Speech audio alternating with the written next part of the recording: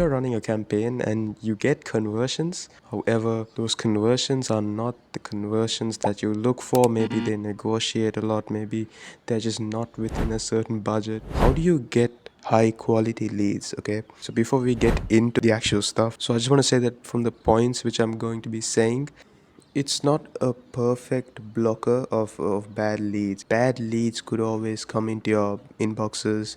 Anyway, let's get into this, okay? Number one is pre-qualifying within the ad copy. You leave a message in your ad copy to the impression to either relate to them or not relate to them. So instead of just saying affordable tiles, premium tiles, if you're someone who needs higher margins, I'm not saying to simply put this in.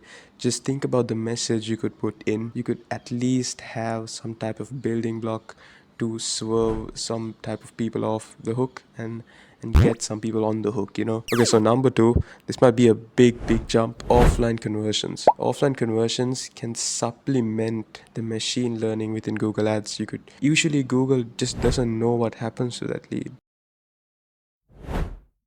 So if you set up offline conversions, you can supplement to the machine learning saying, these from the conversions that you have actually given me, these are the conversions that actually made money. These are not the conversions that came to our CRM. No, these are the conversions that has made you money. Okay, if you think offline conversions are too much of a hassle to do, or even if you just don't know how to do offline conversions, you don't know how to set up the foundation, I have a video directly going after offline conversions on how to set up the foundation. Number three, okay, let's say you get conversions from your forms, but they are not the type of leads that you want. Okay, like I said, they negotiate. You could be going after people with higher budgets and all this certain stuff. Try add some more fields to your form and label what's your budget. Make a drop down list and have a certain range of budget. The budget is not within your range, you don't count that form as a conversion. I know it might be counterintuitive, and your cost per acquisitions might raise because you're filtering into the actual conversions